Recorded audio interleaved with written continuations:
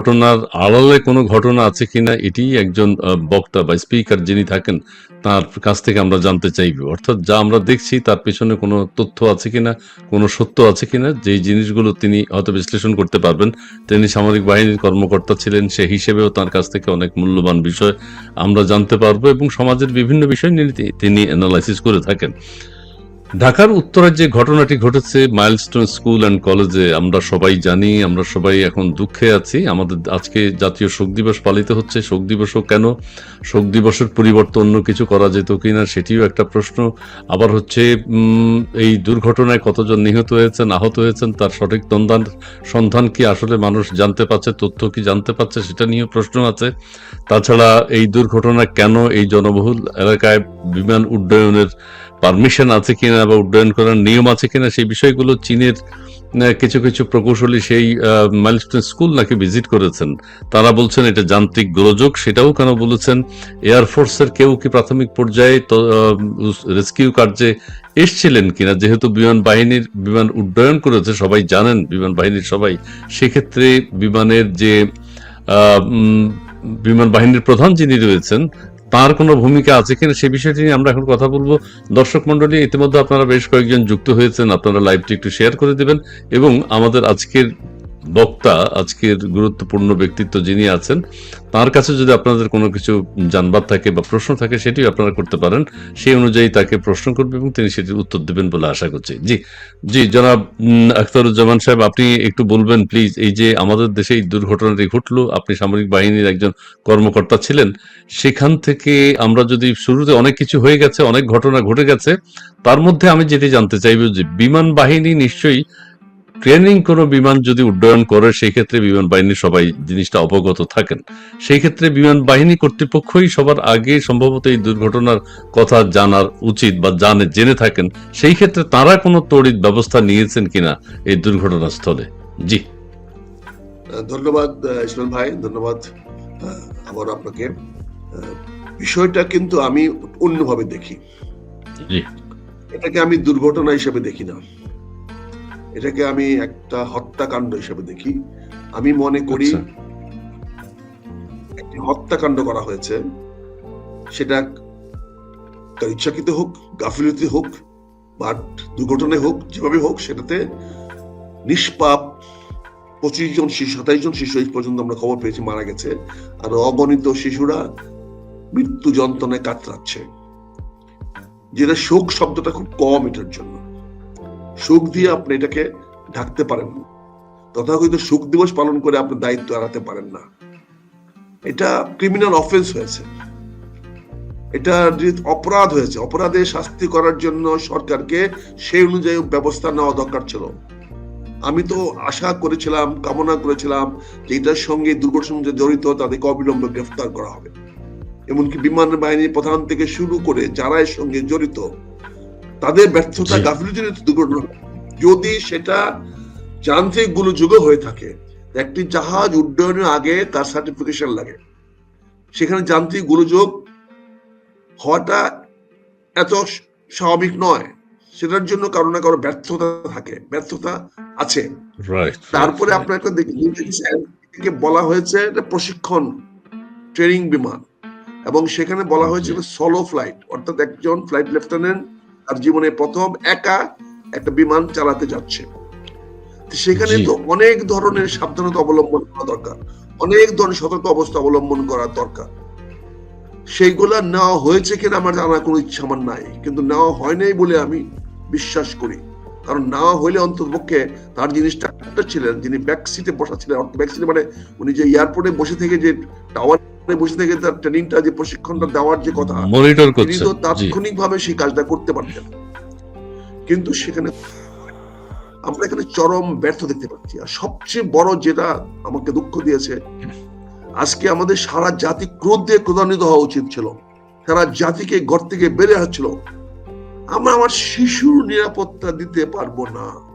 এর চেয়ে বড় ব্যর্থতা একটি সরকারের আর কি থাকতে পারে? তারপরে দেখেন সরকারের যে গুণে ধরা পচা ধরা মনোভাব, যে কথাগুলো বলছেন, যে বক্তব্য দিচ্ছেন। আপনি দেখেন গতকালকে আমরা কোন পরিষদের বা সরকারি ঊর্ধ্বতন কর্মকর্তাদের কাউকে আমরা সাইটে দেখি নাই, না, স্কুলে জি যেতে না। দেখি নাই, হাসপাতালে যেতে দেখি নাই, কোথাও দেখি নাই। বরঞ্চ উল্টা দেখলাম পত্র পত্রিকায় যে রাজনীতিবিদরা যখন গেছে তাদের সমালোচনা করতেছে, অর্থাৎ সরকার উস্কায় দিচ্ছে, অর্থাৎ সরকার নিজে যাচ্ছে না, সেখানে রাজনীতিবিদরা যাচ্ছে বলে এটা বিভিন্ন কাগজ পত্রিকা দিয়ে, প্রথম আলো এবং ডেইলি স্টার দিয়ে উস্কায়া দিচ্ছে এবং রাজনীতিবিদদের বিরুদ্ধে বক্তব্য দিচ্ছে ইনস্ট্যান্টেনিয়াসলি, তাৎক্ষণিকভাবে। অর্থাৎ রাজনীতিবিদরা কেন গেল, কিন্তু একবারও পত্র পত্রিকায় প্রশ্ন করলো না যে সরকারি কর্তৃপক্ষ কেন আসতো না, কেন স্বাস্থ্য উপদেষ্টা আসতেন না, কেন শিক্ষা প্রতিষ্ঠা আসতেন না, কেন শিক্ষা সচিব আসতেন না, কেন ডিজি এডুকেশন গুলো আসতেন না, কেন বিমান বাহিনীর ঊর্ধ্বতন কর্মকর্তারা গেলেন না, কেন সেনা বাহিনীর ঊর্ধ্বতন কর্মকর্তা গেলেন না, কেন স্বরাষ্ট্র মন্ত্রণালয়ের ঊর্ধ্বতন কর্মকর্তা গেলেন না, এইটা নিয়ে কোনো প্রশ্ন করে নাই। বরঞ্চ তাদের এই ব্যর্থতা ঢাকার জন্য আমি বলতে হচ্ছে, গালি দিয়ে বলতে, জি গালি না দিলে হবে না, এই শুয়োরের বাচ্চা প্রথম আলো এবং এই টেলিস্টার কুত্তার বাচ্চারা নিউজ করেছে রাজনীতিবিদরা কেন ওখানে যাবে, কিন্তু আচ্ছা কুত্তার বাচ্চারা একবার প্রশ্ন করে নাই সরকার কেন এখানে আসে নাই। তার মানে বোঝা যাচ্ছে তাদেরকে বলা হয়েছে সরকার থেকে এই ধরনের নিউজ করেন, এগুলোকে ডিসকারেজ করেন, অর্থাৎ তারা আসে নাই। এটা আচ্ছা, কেউ নিন্দনীয়। যায়নি, এটা কিভাবে, এটা এটা একটা কিভাবে অবস্থা। হতে পারে? শিক্ষা উপদেষ্টার কথা বললেন আপনি, আমি তো শুনে অবাক হচ্ছি। জি হ্যাঁ, আপনি প্রথম আলোকে জিজ্ঞাসা করেন, ডেইলি স্টারে জিজ্ঞাসা করেন তারা কেন রাজনীতিবিদদের বিরুদ্ধে এই বক্তব্যটা দিল, কেন তারা প্রশ্ন করলো না শিক্ষা উপদেষ্টা কেন আসলেন না, কেন দৌড়ে উনি স্কুলের ছেলে মেয়েরা মারা গেছে, কার ছেলে মেয়ে মারা গেছে, এটা তো ওন করতে হবে। শিক্ষা উপদেষ্টার ছেলে মেয়ে মারা গেছে, সে ওন করতে হবে শিক্ষক এই বাচ্চাদেরকে, শিক্ষকদেরকে, তার প্রতিষ্ঠানকে, তার প্রতিষ্ঠান, সে ওন করলো না। বলেন জি জি জি, এখন আপনি বলেন, দুঃখজনক বিষয়। এখন আপনি জি বলেন আমরা কি অবস্থার মধ্যে আছি। এখন এগুলো বললে আপনারা বললেন আমরা গালাগালি করি, গালাগালি ছাড়া তো আপনারা, আপনাদের গায়ের চামড়া এত মোটা, গালাগালি ছাড়া তো প্রকাশ আপনারা, করা যাচ্ছে না। রাইট হ্যাঁ রাইট। এখানে অ্যাপ্রোপ্রিয়েট ওয়ার্ড পাচ্ছে, অ্যাপ্রোপ্রিয়েট ওয়ার্ড শুনে পাচ্ছে, এই জন্য আমি বলতে বাধ্য হচ্ছি। এটাকে আমি জি অভদ্রমুখ বলছি না, এটাই জি জি, অ্যাপ্রোপ্রিয়েট না ওয়ার্ড, ভালো এই জন্য আমি অর্থেই, বলছি। ভালো অর্থেই, আপনি ভালো অর্থেই, মানে আপনি ক্ষোভটা প্রকাশিত হচ্ছে, ক্ষোভ প্রকাশ। জি হ্যাঁ আপনি আপনি এই মুহূর্তে একটা জাতীয় দৈনিক বলে দাবি করেন, আপনারা কেন এই ধরনের নিউজ করলেন? রাজনীতিবিদদের কি কাজ হাসপাতালে? তাহলে আচ্ছা, আমি উপদেষ্টাদের আরেকটু কাজ ছিল না? এখন যে সঠিক আরেকটা তথ্যগুলো আমরা জানতে পাচ্ছি না, আরেকটা হাসপাতাল কর্তৃপক্ষ, সেনাবাহিনী বা স্কুল কর্তৃপক্ষ সবাই মিলে যদি যৌথভাবে একটা কতজন আহত হয়েছেন, নিহত হয়েছেন, অনাকাঙ্ক্ষিত দুর্ঘটনায় কতজন মারা গেছেন, সেই তথ্যগুলো যদি অভিভাবকদেরকে জানানো হতো, তাহলে কিন্তু দেশে এত গুজব প্রচারিত হতো। কেউ বলছেন 300 জন মারা গেছে, কেউ বলছেন 200 জন মারা গেছে, কেউ বলছেন 100 জন মারা গেছে। একজনও যদি মারা যায়, কিন্তু সেটার সঠিক তথ্য প্রমাণ প্রয়োজন ছিল তো। জি আমি তো তাৎক্ষণিকভাবে মনে করি সরকারের প্রধান উপদেষ্টার দপ্তরে একটা অফিস করা দরকার ছিল, একটা টাস্ক ফোর্স করা দরকার ছিল, একটা 24 ঘন্টা সকল তথ্য নিয়ে ওনার অফিসে একটা অফিস করা দরকার ছিল, এবং সেখানে একজন সিনিয়র মিনিস্টারকে দায়িত্ব দিয়ে বসিয়ে রাখা দরকার ছিল, যারা সকল তথ্যাদি সংগ্রহ করবে, কোথায় চিকিৎসার ব্যবস্থা হচ্ছে, কোথায় চিকিৎসা কি গাফিলতি হচ্ছে, কাকে ইমিডিয়েটলি রেস্কিউ করলে বা অন্য কোথাও পাঠাইলে বা ভালো অন্য কোনো চিকিৎসককে দিয়ে আসতে পারলে, এমনকি কোনো ভালো প্রশিক্ষক বা কোনো ডাক্তার চিকিৎসক যদি হাসপাতালে না থাকে, যদি জেলখানাও থাকে, তাহলে জেলখানা থেকে এনেও তাকে চিকিৎসা করানোর ব্যবস্থা করা হতো। যেমন ডক্টর সামন্ত, আমরা অনেক ডাক্তার হতে পারবো, ডক্টর সামন্তলাল এবং ডাক্তার একজন হতে পারবো না, সে জয় অপরাধ থাকুক, কিন্তু এই মুহূর্তে তাকে আমাদের প্রয়োজন ছিল, তাকে নিয়ে আসতে পারতাম, আসে নাই। আজকে দুর্ভাগ্যজনক হলো এই সরকার আমরা কোনো ইতিবাচক পদক্ষেপ দেখি নাই। আজকে আমরা একটা জিনিস দেখলাম, আমি খুব দুঃখের সঙ্গে বলতে হচ্ছে, আমাকে ক্ষমা করবেন আমার সিনিয়র অফিসার, ব্রিগেডিয়ার সাখাওয়াত সাহেব একটা দায়িত্ব জ্ঞানীন বক্তব্য দিয়েছেন।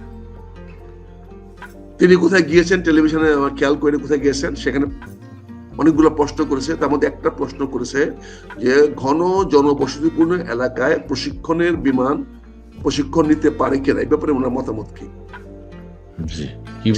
সেই লজ্জাস্কর, ডিসগ্রেসফুল। উনি বললেন কি, ব্রিগেডিয়ার সাখাওয়াত একজন ক্যারিয়ার আর্মি অফিসার এবং একজন, মানে আমি কি বলবো, সবাই তাকে ভালো সজ্জন বলে, মানে হ্যাঁ, কাকে আমাদেরকে গণতন্ত্র শিখিয়েছেন গত 20 বছর। হ্যাঁ, গণতন্ত্র, শিখেছে, ইলেকশন, হ্যাঁ, সুষ্ঠু নির্বাচন। জি। হ্যাঁ, উনি শিখেছে। উনি কি বললেন যে এই বিষয়ে উনি খবর নিয়ে জানাতে হবে, এই বিষয়ে উনাকে খোঁজ নিয়ে জানাতে হবে। তার মানে উনি সাচ্ছেন হিপোক্রেট। উনি জানেন না যে জনবসতিপূর্ণ এলাকায় একটা বিমান প্রশিক্ষণ নিতে পারে কিনা, এটা জানেন না ব্রিগেডিয়ার সাখাওয়াত সাহেব। উনি কার আস্থা অর্জন করতে চাচ্ছেন? উনি কি আর কত চাকরি করবেন, আর কত ধান্দাবাজি করবেন? উনি তো জনগণের আস্থা হারিয়েছেন। আজকে উনার মতো, আমি উনার একজন ভক্ত ছিলাম, আমাকে আজকে বলতে হচ্ছে উনিও ওই প্রথম আলো শুয়োরের বাচ্চা, কুত্তার বাচ্চাদের কাতারে চলে গেছেন। উনার এই বক্তব্যের মাধ্যমে উনিও সেই কাতারে চলে গেছেন। উনি কি করে বলতো? উনি বলতে পারতেন না? কি করে বলেন? উনি জানেন না? উনি খবর নিয়ে জানাবেন? এই জাতিকে ধোঁকা দিচ্ছেন আপনি, শপথ নিয়েছেন আপনি। আহারে! এই হ্যাঁ, যে দুর্ভাগ্যজনক, ব্রিগেডিয়ার সাখাওয়াত সাহেব, আপনি you have disgraced our army, you have disgraced. আপনি কাকে বাঁচানোর জন্য, কাকে রক্ষা করার জন্য কথাগুলো বললেন? আপনি জনগণের পক্ষে কাজ করবেন। জনগণ আপনাকে দেখতে চায়, জনগণের জন্য আপনি কাজ করতেছেন। আপনি এটা কি বক্তব্য দিলেন? আপনি জাতির কাছে অনুমতি ক্ষমা চান। আমি আশা করবো আপনি অনন্তবিলম্বে জাতির কাছে ক্ষমা চাবেন। আমার এই ভিডিওটা আপনি দেখান, তার কাছে পাঠান, পাঠিয়ে বলেন আমি তার অনন্ত বিলম্বে জাতির সামনে করজোরে ক্ষমা চাইতে বলছি। উনি এটার অপরাধ করেছেন। উনি জানেন না, উপদেষ্টা হিসাবে, শিল্প উপদেষ্টা হিসাবে, উনি শ্রম উপদেষ্টা হিসাবে এবং দেশের একজন ক্যারিয়ার আর্মি অফিসার হিসাবে উনি জানেন না যে ঘন জনবসতিপূর্ণ এলাকার উপরে প্রশিক্ষণ বিমান চালানো যায় কি না। কোন সেফটি রুলে এটা এলাও বলেন? কোন নিরাপত্তা রুলে, সেফটি রুলে এটা এলাও করা হবে? কোন রুলে আমাকে দেখান। কোন এমার্জেন্সিতে, কোথায়, কোন দেশে, কোন পৃথিবীর কোন মানদণ্ডে এটা এলাও করা হবে? এটা আপনি করেছেন। তার মানে আপনার জি। সরকার দায়িত্ব নিয়েছেন। অর্থাৎ আমরা আশা করেছিলাম, আমরা চেয়েছিলাম বিমান বাহিনী প্রধানের ব্যর্থতা, এখন দেখছি এটা সরকারের ব্যর্থতা। ব্রিগেডিয়ার সাখাওয়াত সাহেব সরকারের উপরে দায়িত্ব নিয়ে গেলেন। তার সরকার জানে না কোনটা সঠিক, কোনটা বেঠিক। ঠিক। এই জি, সরকার আমি এখানে কালেক্টিভ রেসপন্সিবল। সো ব্রিগেডিয়ার সাখাওয়াতের বক্তব্যের মাধ্যমে তিনি দায়িত্ব নিয়ে নিলেন যে এই বর্তমান যে সরকার বাংলাদেশে কাজ করছে, তারা তাদের দায়িত্ব কি, তাদের ক্ষমতা কি তারা জানে না। সেটাই জানে না। জি, জি। আচ্ছা, আপনাকে আরেকটি, আমি একটা, জি, আই কন্ডেম ইট, এবং আমি ব্রিগেডিয়ার সাখাওয়াতের প্রতি নিন্দা প্রকাশ করছি। আমি আশা করি উনি উনার বক্তব্যের জন্য জাতির কাছে ক্ষমা চাইবেন। জি, জি, ধন্যবাদ আপনাকে। আর আরেকটি বিষয় একটু বলতে চাই যে আমি একটা ছোট্ট কথা বলি। ধরেন গুলিস্তানে একটা সমাবেশ হচ্ছে, সমাবেশে একটা বাস ঢুকে গেল, এটা আমি একটু আগে বলেছি, বাস ঢুকে গেল এবং সেখানে হতাহত অনেক। সেখানে তখন বাস ড্রাইভারের চরিত্র কৃতিত্ব নিয়ে আমরা আলোচনা শুরু করেছি, বাস ড্রাইভারের উত্থান নিয়ে আলোচনা করছি, বাস ড্রাইভার কোথায় জন্মগ্রহণ করেছেন, বাস ড্রাইভারের স্ত্রীকে, সেই বিষয়গুলো মানুষের তখন কেমন লাগবে? হত্যাকাণ্ড নিয়ে, চিকিৎসা নিয়ে, কতজন মারা গেছে সেটা নিয়ে কোনো ব্যবস্থা নেই, কিন্তু আমরা বাস ড্রাইভার কোথায়, কিভাবে চাকরি পেয়েছেন, কিভাবে বাস ড্রাইভ করেছেন, কোথায় প্রশিক্ষণ নিয়েছেন, সেগুলো নিয়ে আলোচনা করছি। সেই মুহূর্তে জনগণের অবস্থা কি দাঁড়াবে, মনের অবস্থা কি দাঁড়াবে? আমরা এখন যেটা দেখতে পাচ্ছি যে একজন পাইলট মৃত্যুবরণ করেছে, দুর্ঘটনায় নিহত হয়েছে, এটাও দুঃখজনক। কিন্তু ছেলে মেয়েদের যে আজকে এই বিপর্যস্ত অবস্থা, অভিভাবকদের যে আজকে এই বিপর্যস্ত অবস্থা, সেই অবস্থাকে গুরুত্ব না দিয়ে একজন পাইলটকে নিয়ে এত আলোচনা আপনার কাছে কেমন মনে হচ্ছে? দুর্ঘটনা যে পাইলট নিহত হয়েছে সেটা দুর্ভাগ্যজনক না, সেটা হলো কি বলে, আপনি এটাকে দুঃখজনক বলবেন না, এটা দুর্ভাগ্যজনক বলবেন। কারণ এই পাইলটটাকে আমরা প্রশিক্ষণ দিতে পারি নাই, প্রপার প্রশিক্ষণ দিতে পারে নাই। কাজেই প্রশিক্ষণ দিতে না পারার কারণেই তার পক্ষে সে এরকম একটা দুর্ঘটনা ঘটাতে বাধ্য হয়েছে। সে দায়িত্ব তার সম্পূর্ণ। হ্যাঁ, আমি আজকে না, আমি গতকালকে রাত্রে বলেছি যে তার পরিবারকে রাজশাহীতে নিয়ে এসে হেডলাইন নিউজ করা, ছবি দেখানো, এটা অমানবিক হয়েছে। এটা এই যে সমস্ত শিশুরা মারা গেছে তাদের প্রতি প্রহসন করা হয়েছে, তাদের প্রতি অসম্মান করা হয়েছে। যে সমস্ত কথাগুলো পাইলট সম্বন্ধে বলা হচ্ছে, এইগুলা সরাসরি আমাদের এই শিশুদের প্রতি অপমাননা করা হচ্ছে। এই শিশুরা যারা, এই নিষ্পাপ শিশুরা যাদেরকে হত্যা করা হয়েছে, তাদের প্রতি প্রহসন করা হয়েছে এবং প্রহসন করা হচ্ছে। এই প্রহসন বন্ধ করা হোক। এই প্রহসন চলতে পারে না। দুর্ঘটনা, সব দুর্ঘটনা না। আচ্ছা। আপনার ব্যর্থতা আর দুর্ঘটনা এক জিনিস নয়। কাজে ব্যর্থতা আর দুর্ঘটনা এক জিনিস হবে না। আপনি কেলাসলি কাজ করবেন, আপনি দুর্ঘটনা করবেন, দ্যাট ক্যানট বি দুর্ঘটনা। এখানে বিমান ওই পাইলটের কেলাসনেস আছে কিনা, তার ব্যর্থতা আছে কিনা, সে যান্ত্রিক গোলযোগ হইতে পারবে কি পারবে না, এখানে যদি আপনি ঠিক মতো হ্যান্ডেল না করেন, সুইচ অন অফ না করেন, তাহলে গোলযোগ হইতেই পারে। সেটা তো যন্ত্রের দোষ না, যন্ত্রকে যে চালাবে তারও তো দোষ আছে, তারও তো গাফিলতি আছে। এখন যদি সে গার্লফ্রেন্ডের সঙ্গে টেলিফোনে কথা বলে যদি সে চালায়, যদি সেখানে তার মোবাইল ছিল কিনা, ওই ফ্লাইটের কাছে মোবাইল ছিল কিনা দেখতে হবে, সেটা আবার ভিডিও করে তার গার্লফ্রেন্ডকে দেখাচ্ছে কিনা, তার পরিবারকে দেখাচ্ছে কিনা। কারণ আমরা জানতে পারলাম তার প্রথম সলো প্রশিক্ষণ হবে, সেটা তার পরিবার জানতো। কি করে জানতো? সেনাবাহিনীর প্রশিক্ষণ তো একটা কনফিডেন্সিয়াল ম্যাটার্স। ওই অফিসার আজকে সলো ফ্লাইটে চালাবে, এটা তার পরিবার কি করে জানবে? এটা জানানোর নিয়ম নেই, জানার সুযোগ নেই, এটা আমরা জানি না। আপনি একটু বলতে পারে না বাবা আমি আজকে সোলো প্লেন চালাবো, আমি যাচ্ছি, বা ওয়াইফকে বলতে পারে না, বা সন্তানকে বলতে পারে না। তার রুটিন কি আছে, তার মানে he was trying to take some pride on it. সেটা জানানো মানে কি, সে trying to take some pride on it. সে প্রাইডটা নিতে পারে না। অনৈতিক অনেক কাজ আমরা করে আসছি বলেই তো আমরা নৈতিকতা হারিয়ে ফেলেছি। একটা বিমান প্রশিক্ষণ কে কি করতেছে, কোন ফ্লাইটে করতেছে, এটা তো কনফিডেন্সিয়াল ম্যাটার্স। এটা ফ্যামিলিকে জানানোর ম্যাটার্স তো না। কাজে এটা জানিয়ে ফ্যামিলিকে, তার মানে ওখানে মোবাইল থাকতে পারে, হয়তো ওখানে ভিডিও ক্লিপ থাকতে পারে, ওখানে সে হয়তো কারোর সঙ্গে হয়তো এক সেকেন্ডের অ্যাটেনশন এদিক সেদিক হইলে বিমানে প্রচন্ড ক্ষতি হয়ে যেতে পারে। বিমানে তো সেকেন্ডের ফ্র্যাকশন অফ সেকেন্ডের late or early both are দরকার নাই, ডেঞ্জারাস। হ্যাঁ, কাজে আপনাদেরকে তো এটা বলতে হবে, বুঝছেন না? না, আপনি যে কথা বলছেন এটা খুবই গুরুত্বপূর্ণ। আপনি এটাকে হত্যাকাণ্ড বলেছেন, হত্যাকাণ্ড এটা কিন্তু মানে এটাকে আমি দুর্ঘটনা বলছি না, এটা হত্যাকাণ্ড বলছি। এবং এই হত্যাকাণ্ডের পিছনে আমরা এতক্ষণ আমরা দায়ী করে আসছিলাম বিমান প্রধানকে, সরি সেনাপ্রধানের অনেক সেনাপ্রধান অনেক কাজ করেছেন, তারা সঠিকভাবে ইভাকুয়েশন করেছেন, রেস্কিউ অপারেশনে গিয়েছেন, সেখানে ভুল বুঝাবুঝি হচ্ছে, কারণ আমরা অনেক বেশি মানুষ সেখানে গিয়ে ভিড় জমাই, সেই ভিড় নিয়ন্ত্রণ করতে গিয়া সেনাবাহিনী বিতর্কের মধ্যে পড়েছে, সেটা অন্য বিষয়। সেটা আমাদের কাজ করতে দেয় না। আমরা সবাই মেলায় যাই, আমরা সব বিষয়ে মেলায় যাই। আমরা এমন একটা জাতি যে আমরা ওই মেলার নামে আর জানাজার নামে সবখানে গিয়ে ভিড় করি, বুঝতে পারছেন না? এটা আমাদের দুর্ভাগ্য। এখানে আমরা কাজ করতে দিই না কাউকে, কাজে বিরক্ত করি, সেটা অন্য বিষয়। সেনাবাহিনীর সেই স্ট্রিক্টনেসটাকে আমি মনে করি সমর্থনযোগ্য, কারণ সেনাবাহিনী আরো স্ট্রিক্ট হওয়া দরকার ছিল। ওখানে এতগুলো লোকের ভিড়, ঠিক আছে ভিড় যাবে, সবাই যাবে, কিন্তু একটা নিরাপদ দূরত্ব থেকে তাদেরকে থাকতে হবে। এক্সপার্ট যারা উদ্ধার কাজে, তাদেরকে সহযোগিতা করতে হবে। হ্যাঁ, তাদেরকে সহযোগিতা করা, যে দূর থেকে দেখা, দূর থেকে অবজার্ভ করাটাই সহযোগিতা। জি, অবজার্ভ করেন, আপনি যদি কোনো কিছু প্রয়োজন পড়ে সরবরাহ করেন, আপনি কিছু চাইলে সেটা নিয়ে আসেন, বা আপনার জিনিসপত্র নিয়ে রেডি থাকে, যদি লাগলে দিবে। কিন্তু সেখানে রিলিফ টিমকে, সেখানে ওই ত্রাণ টিমে যারা গিয়েছিল, ফায়ার ব্রিগেড যারা গিয়েছিল, সেনাবাহিনী যারা গিয়েছিল, তাদেরকে সহযোগিতা করা দরকার ছিল। উল্টো সেখানে ছেলেরা তাদের উপর চাপ সৃষ্টি করেছে, তারা ভিতরে ঢুকে যেতে চেয়েছে। ওখানে ঢুকে গিয়ে যদি আরেকটা ছেলে মারা যায়, যদি আরেকটা ঝুলন্ত একটা ছাদ পরে যদি আবার কেউ মারা যায়, তখনও তো তারা দায়ী হতো। সেইগুলো তো দেখার বিষয়। যাই হোক, আমি যে কথাটা বলছি, সেনাবাহিনী যে কাজ করেছে পারফেক্টলি, তারা সঠিক কাজ করেছে। তাদের আরো কঠিন হওয়া দরকার ছিল, কারণ কঠিন অনেক সময় হইতে হয়, কঠিন প্রয়োজন আছে, কঠিন হইতে হবে। কিন্তু আজকে যে সেরিমনির কথা বললেন, যে আজকে যে পাইলটকে স্তুতি গাওয়া হচ্ছে, এটা উচিত হয়নি। কারণ এটা এই পাইলট এতে বোঝা যাচ্ছে যে সে সোলো ফ্লাইটে যাচ্ছে, he was mentally was not prepared, he was trying to make it a fun. Say fun হিসেবে ফ্লাইটটা নিয়েছিল। ফান এন্ড সিরিয়াসনেস এর মধ্যে পার্থক্য আছে।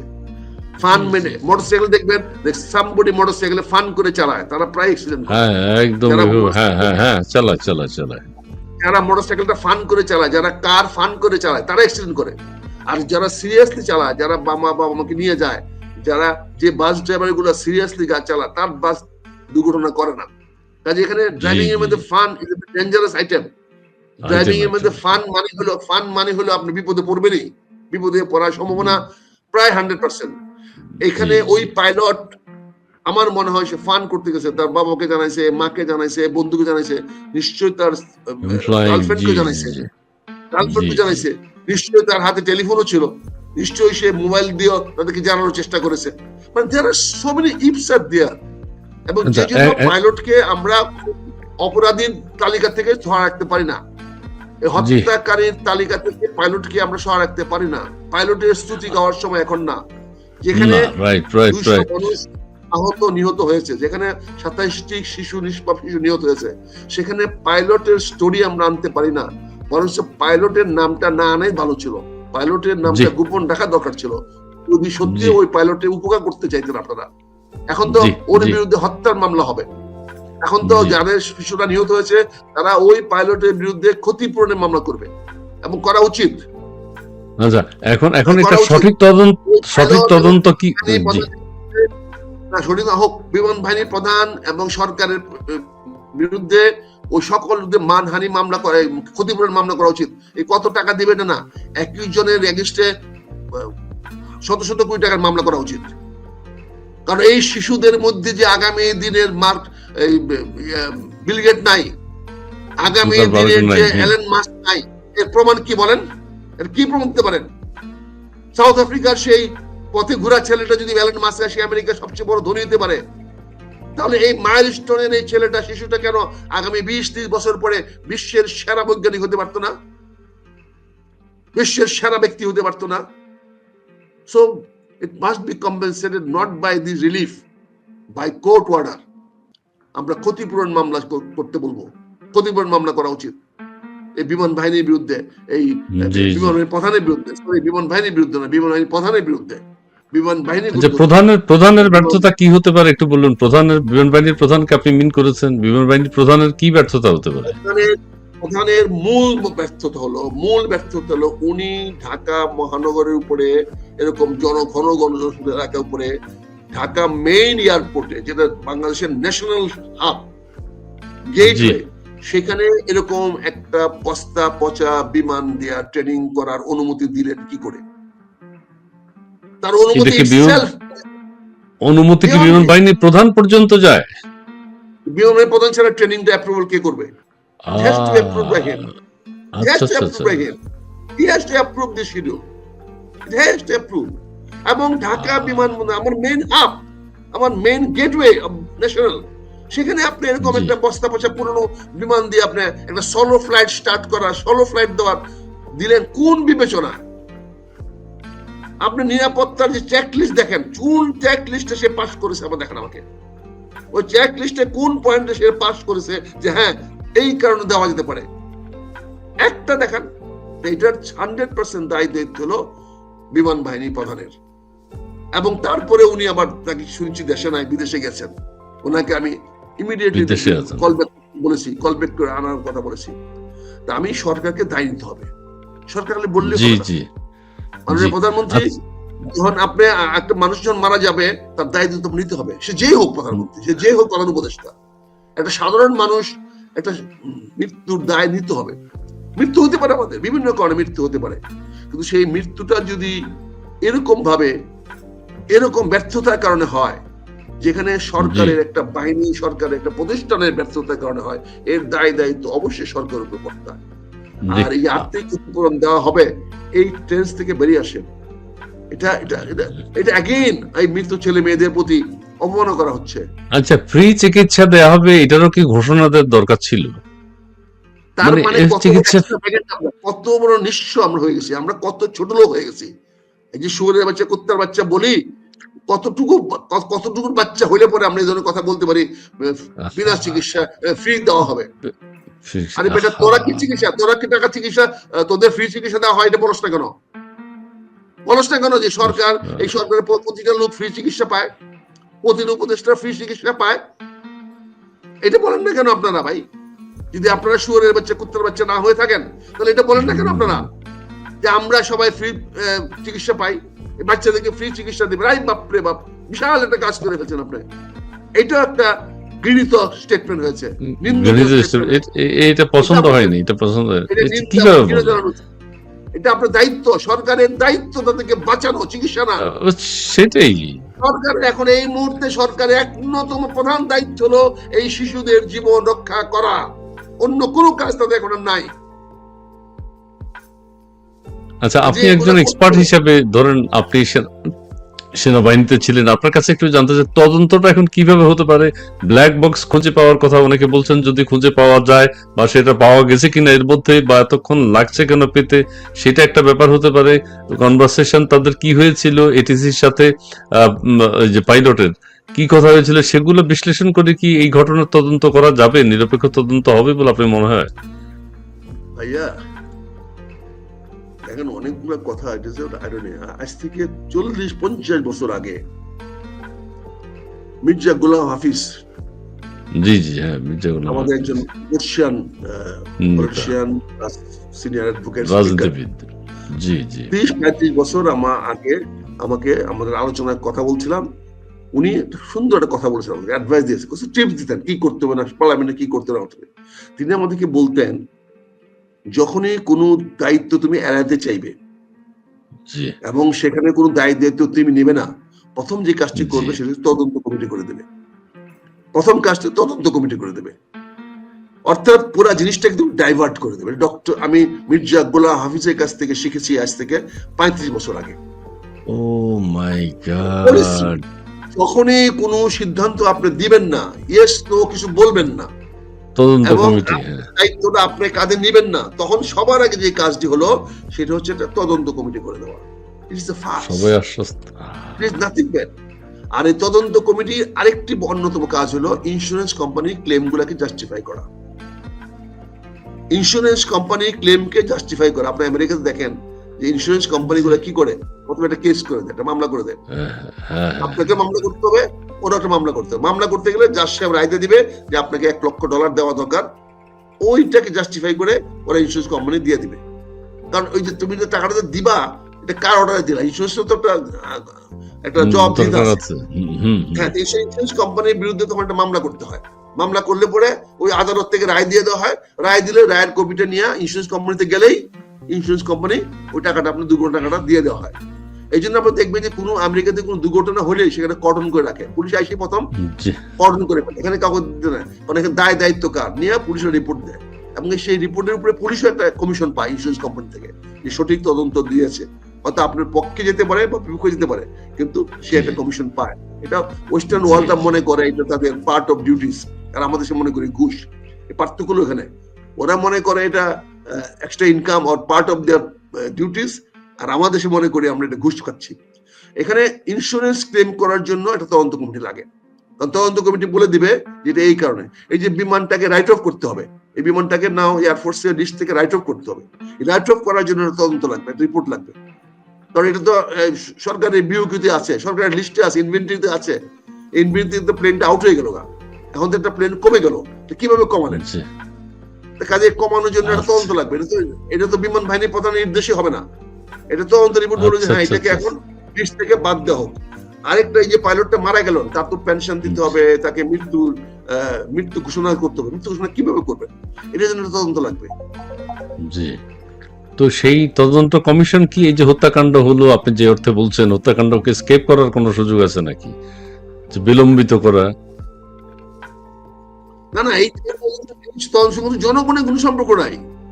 এই তদন্ত জনগণের কোনো লাভ হবে না, বলেন। হ্যালো, সময় ক্ষেপণ বা অন্য কোনো কিছু, যে সবাই আশ্বস্ত হলো তদন্ত। না না, এই তদন্ত তো এখানে ইন্স্যুরেন্সের ক্লেম তাদের দিবেন না, এই জন্য যারা যে শিশুরা মারা গেছে তারা তো ইন্স্যুরেন্স করে না, এই তদন্ত তাদের কি লাভ হবে? এই যে কতগুলো শ্রুতি আমরা শিখে পাচ্ছি, আমাদের কাছে শব্দ শিখিয়ে দেওয়া হয়েছে, এই শব্দগুলো শিখিয়ে দেওয়া হয়েছে, আমরা এইভাবে করি। এই তদন্তটা করা হচ্ছে 3টি মাত্র কারণে। একটা হলো দায়িত্ব এড়ানোর জন্য, অর্থাৎ বিমান বাহিনীর প্রধানকে দায় মুক্ত করে দেবে, সরকারকে দায় মুক্ত করে দেবে যে তাদের কোনো অপরাধ ছিল না। শেষ পর্যন্ত গিয়ে দাঁড়াবে ওই পাইলটের ব্যর্থতা অথবা যান্ত্রিক গোলযোগ। আরেকটাও দাঁড়াতে পারে যে ছাত্র ছাত্রীরা ওই সময় স্কুলে গেল কেন, এটাও হতে পারে কিনা। না সেটা তো আমরা ডার্টি ওয়েতে বলতে পারি, কিন্তু এখানে জিনিসটা কি হবে, শেষ পর্যন্ত আসবে যে পাইলট দায়ী না যান্ত্রিক গোলযোগ দায়ী। যদি হ্যাঁ পাইলট দায়ী হয় তাহলে প্লেনের টাকা পয়সা ক্ষয় ক্ষতি পুরো বহন পাইলটকে বহন করতে হবে। যদি প্রমাণ হয় যে পাইলটের ব্যর্থতার জন্য হয়েছে, তাহলে পাইলট হুম তো ক্ষতিপূরণ পাবেই না, উল্টা তাকে ক্ষতিপূরণ দিতে হবে যদি দিতে হবে। রাইট অফ সরকার না করে, যদি সরকার তার দায় জি মুক্ত না দেয়। জি আর যদি জি যান্ত্রিক গোলযোগ প্রমাণ করা দিতে পারে বা দিবেও, তাহলে পাইলটও কিছু পেনশন টেনশন পেয়ে যাবে, সেও কিছু কম্পেনসেশন পেয়ে যাবে, আর এই বিমানটাও ইয়ার একটা রাইট অফ হয়ে গেল, আর একটা বিমান কেনার সুযোগ সৃষ্টি হবে। এই তো তদন্তের কাজ। তদন্ত আচ্ছা, কোনো চায়নার কাজ তো নাই। চায়নার একটা গ্রুপ নাকি এসছে ওখানে, ভিজিট করেছে, তিন সদস্যের একজন চাইনিজ প্রতিনিধি দল। ওই যে তারা বলেছে এটা যান্ত্রিক গোলযোগ, তারা বলে দিয়েছে এটা যান্ত্রিক গোলযোগ। চাইনিজ 3 জন প্রতিনিধি সেখানে গিয়েছে, তারা বলছে যান্ত্রিক গোলযোগ। আমি যাই আমি হোক, এই রিপোর্টটা দেখি নাই, আমি এই রিপোর্টটা দেখি নাই। আর এখানে তিনজন চায়না, ওখানে তো থাকারও কথা না, তিনজনের কোনো লোকাল স্ট্যান্ডেও নাই, কারণ তারা তো এই বিমান বিক্রি করেছে বহুত আগে। এটার হ্যাঁ এতদিন পর্যন্ত তার রিপেয়ার মেনটেন্স করা তার কথা না, তার দায়িত্বের মধ্যে আসে না। কাজেই এই জন্য বলছি যে এগুলো হলো আইওয়াশ, এগুলা জি পিছনে প্লেয়াররা করতেছে, অর্থাৎ চায়নার নামটা আনার জন্য। এটা জি তো চাইনিজ বিমান খারাপ এটা বলতে চাচ্ছে না, চায়না 3টা লোক এনে বলে দিচ্ছে বিমানটা চায়নার। এটা একটা সূক্ষ্ম একটা মারপ্যাচ, বুঝতে পারছেন? এই আচ্ছা আচ্ছা 3জন আচ্ছা, চাইনিজ জি এসে জি বলছে যে চাইনিজদের মুখ দিয়ে বলে দিয়ে দেওয়া হচ্ছে যে বিমান 3টে চাইনিজের। তো এটা হলো জি তো চায়না জি গভর্নমেন্ট তদন্ত কমিটি করবে, চায়না গভর্নমেন্ট এটা অর্ডার দিবে, চায়না এমবিসি থেকে একটা স্টেটমেন্ট দিবে, চায়না এমবিসি এসে বলবে, বা এই বিমানটা যাদের কাছ থেকে কেনা হয়েছে তারা বলবে। এবং যদি 2, 4, 5, 10, 20 বছর কেনা হয়ে থাকে, তো অবশ্যই যারা বিক্রি করেছে তারা সেই দায়িত্ব নেবে না। এগুলো তো সাধারণ বুদ্ধির ব্যাপার, সাধারণ বিষয় ব্যাপার। এগুলো তো জি পোলাপানের বিষয় জি না, পোলাপানের তো এই জি ভুয়া ভুয়া সবই ভুয়া হয়ে গেছে এখন। এখন এই ভুয়া স্লোগান দিতে গিয়া সবকিছু ভুয়া হয়ে গেছে, এখন জি সবকিছু ভুয়া বানায় ফেলেছেন। কাজে এখানে ওই চীনের 3টা আর কথাটা, এটা একটা ডেলিভারিট, এটা একটা পরিকল্পিত ডাইভার্ট করার জন্য, এবং বিষয়টাকে জি চীনা এয়ারক্রাফট যদি আমরা না আনি, না কিনি, এই ধরনের কথাবার্তা বলা হবে। কারণ জি এত সস্তায় তো আর কেউ বিমান দিবে না আমাদের প্রশিক্ষণের বিমান। আর জি চীনা না দিয়ে জি না আসতেছে, জি না, গত 40 বছর ধরে চীনা বিমান দিয়ে আমরা প্রশিক্ষণ হয়েছে। কাজে আগামী 40 বছরও চীনা বিমান দিয়ে প্রশিক্ষণ হবে। হয়তো একটা দুর্ঘটনা করেছে, যান্ত্রিক গোলযোগ হয়েছে, এটা বড় বিষয় না। কিন্তু বড় বিষয়টা হলো, আমি এখানে দেখছি সেটা হলো এই বিমানটা ঢাকা মহানগর উপরে প্রশিক্ষণ দিতে পারে কিনা। আমার সেটা হলো সেটা। যান্ত্রিক গোলযোগ, পাইলটের ব্যর্থতা, এইটা বিবেচ্য বিষয় না। আমার বিবেচ্য বিষয় হলো এই সরকার বা কর্তৃপক্ষ ঢাকা মহানগরের উপরে ঢাকার মেইন হাব বিমানবন্দর থেকে এই ধরনের একটা প্রশিক্ষণ বিমান চালানোর অনুমতি দিতে পারে কিনা, এবং তাও জি সোলো ফ্লাইট, একটা পাইলটের জীবনের প্রথম ফ্লাইট দিতে পারে কিনা, এবং এটা আচ্ছা, ডিসক্লোজ এটা কি কি করে হলো। এটা কি ঢাকা মহানগরীর উপরে চালানোর অনুমতি দিয়েছিল, নাকি সেই উড্ডয়নের পর অন্য কোথাও যাচ্ছিল? তো কোথায় মহানগর দিতে যাবে? আপনি উড্ডয়নটা তো আচ্ছা, মহানগর উপরে করবে, তো জি উড্ডয়নটা জি উত্তর তো মহানগর উপরেই, তাহলে ওখানে উড্ডয়নটা কোথায় করলেন ভাই, বুঝেন না ইসমাইল ভাই? জি জি জি ঢাকা জি আমার মেইন হাব হয়েছে, মেইন হাবে, আমার মেইন বিমান হাবে, আমার মেইন, আমার এন্ট্রি অফ দ্য বাংলাদেশে আমি কি পারি? জি কোন জি যুক্তিতে, কোন ইয়েতে, কোন মানে কত বড় সিকিউরিটি কম্প্রোমাইজ করে আমি এরকম একটা বিমান এখানে উড়ানোর অনুমতি দিলাম? এটা সিভিল এভিয়েশনও তো তার দায় দায়িত্ব এড়াতে পারে না। জি সিভিল জি এভিয়েশনের জি দায়িত্ব নেই, কারণ সিভিল এভিয়েশন এখানে আনফরচুনেটলি আমাদের এয়ারফোর্স অফিসার আসলে তো আঙ্গুল অনেকই দিবে, অনেক দিকে আঙ্গুল জি দিবে।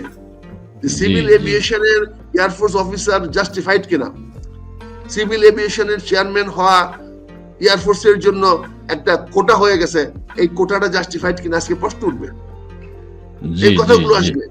জি বিমানবন্দর পাহারা দেওয়ার জন্য কি বিমান বাহিনী কি আমাকে বিমানবন্দর পাহারা দেওয়ার জন্য কি আমরা বিমান বাহিনী বানিয়েছি? বিমান বাহিনী কি না না না সিভিল না না সিভিল এভিয়েশন চালানোর জন্য পৃথিবীর কোন দেশে আছে? জি না তাহলে তাহলে বিমান সেনা রাখেন, তাহলে বিমান সেনা বানান, তাহলে সেখানে বিমান জি সেনা বানায় সেখানে বলেন বিমান সেনা বানায় বিমানবন্দর গুলো পাহারা দেওয়ান। ও বিমান সেনাদের কাছ থেকে, বিমান সেনা আর বিমান বাহিনী তো এক জিনিস না।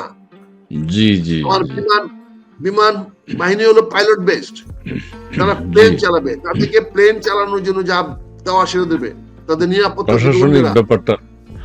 হ্যাঁ, জি কাজে এই আমাদেরকে আজকে আসবে, আমাদের মুখ দিয়ে বলতে গিয়ে আমরা খারাপ লাগতেছে, আমাদের ভাইদের বিরুদ্ধে বলতে হচ্ছে। না না না, আপনি দুঃখ প্রকাশ করার জন্য এই ভাষা আপনি ব্যবহার করেছেন, এটা জাতি সুন্দরভাবেই দেখবে। ভালো ভালো, দুঃখ প্রকাশ করার তার আমি তো কোনো অবস্থাতেই আমার এই শিশু হত্যাকে মেনে নিতে পারি না, কোনো মূল্যে মেনে নিতে পারি না। এটার দায়িত্ব কাউকে নিয়ে আত্মহত্যা করতে হবে। এই দায়িত্ব কাউকে নিতে হবে, কোনো বিবেকবান মানুষকে নিয়ে বলতে হবে যে আমার ব্যর্থতা হয়েছে, আমি আত্মহত্যা করলাম। আমরা এটা প্রত্যাশা করি জাতীয় কোনো নেতার কাছ থেকে। কেউ তো দায়িত্ব নিচ্ছে না। এই 27টি শিশু হত্যারকে আমরা মেনে নিতে পারবো না, মেনে নেওয়া উচিত না। দরকার বলে আরেকটা বিপ্লব হবে।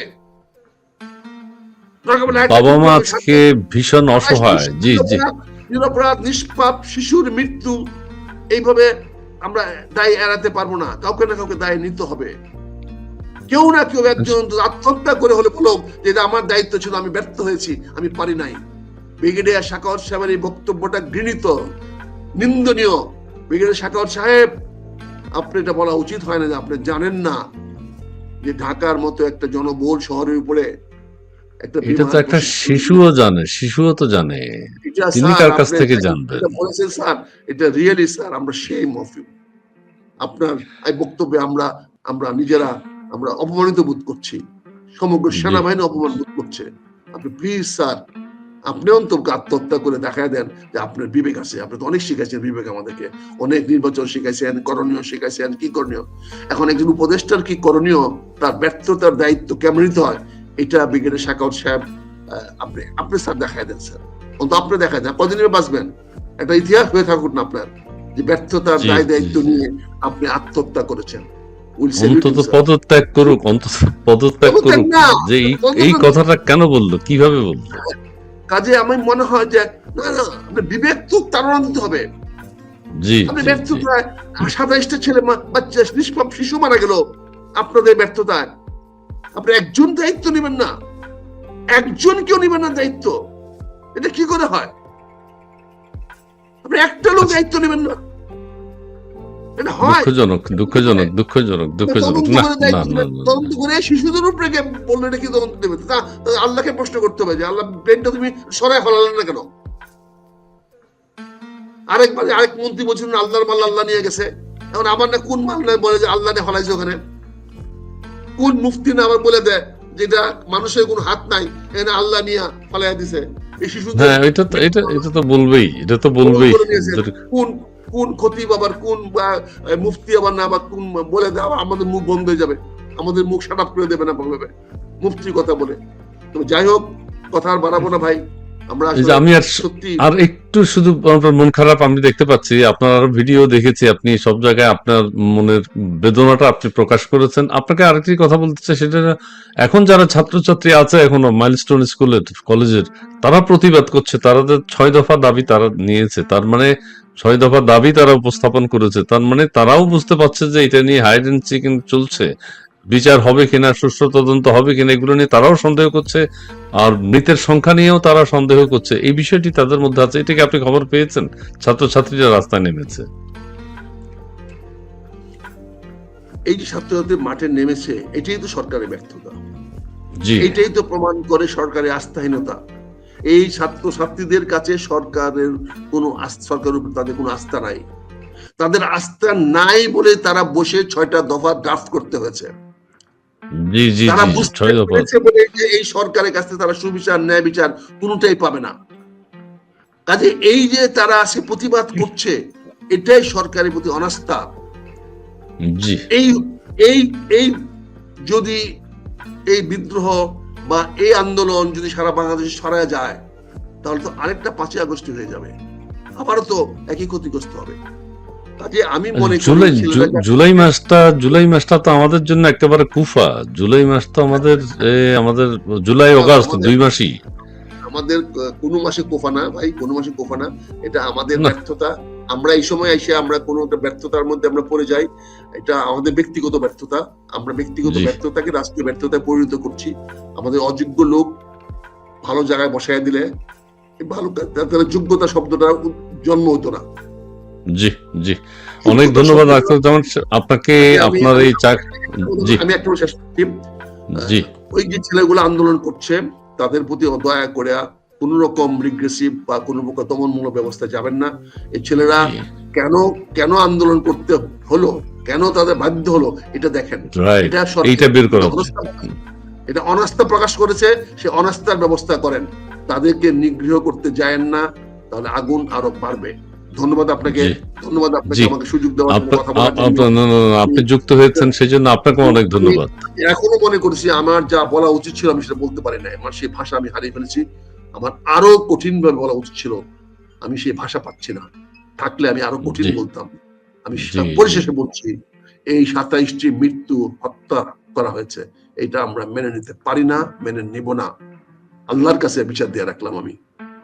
জি জি, অনেক ধন্যবাদ। দর্শক মন্ডলী, আজকে আমাদের অতিথির কথাগুলো আপনারা শুনেছেন। তিনি তার হৃদয় নিংড়ানো কথাগুলোই বলেছেন, আবেগ ইমোশন থেকে কথাগুলো বলেছেন, যুক্তির কথা বলেছেন, এবং এই যে ছাত্রছাত্রী যারা নিহত হলো তাদের সঠিক পরিসংখ্যান এবং তাদের এই বিধ্বস্ত হওয়াটাকে তিনি হত্যাকাণ্ড বলেছেন, যে এই শিশুদের দায়িত্ব কাউকে না কাউকে নিতে হবে এবং তাকে ফাঁসি দিতে হবে, এরকম কথা তিনি বলেছেন। আত্মহত্যা করতে হবে, আত্মহত্যা করতে হবে, আত্মহত্যা করতে হবে। এটা খুবই দুঃখে এই কথাগুলো বেরিয়ে এসছে।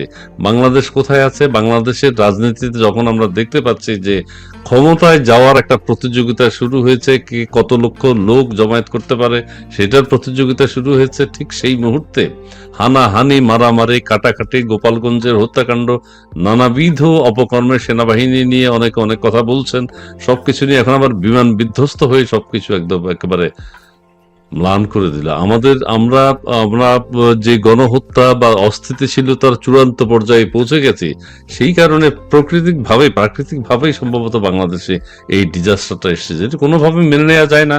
ব্যর্থতা আছে, ব্যর্থতা আছে, আমাদের অনেক ধরনের গ্লানি আছে, আমাদের অনেক ধরনের চক্রান্ত আছে। সবকিছু মিলিয়ে যে হত্যাকাণ্ডটি হয়েছে, সেই হত্যাকাণ্ডের সুষ্ঠু বিচার হোক, সুষ্ঠু তদন্ত হোক।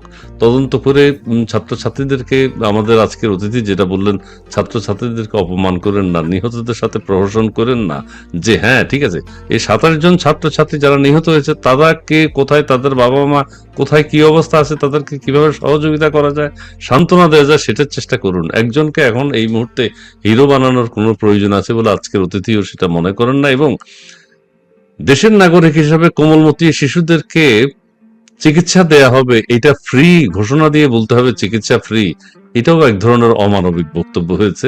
আখতারুজ্জামান সাহেবও সেটা বললেন।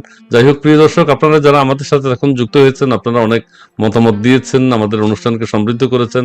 আমরা আখতারুজ্জামান সাহেবকে আমি ফোন করেছি, রিকোয়েস্ট করেছি, কিছু কথা তার কাছ থেকে শুনতে চাইছিলাম, যেহেতু তিনি সেনাবাহিনীতেও ছিলেন, এই সম্পর্কে তার অভিজ্ঞতাও রয়েছে, নিয়ম কানুন সম্পর্কে তিনি জানেন।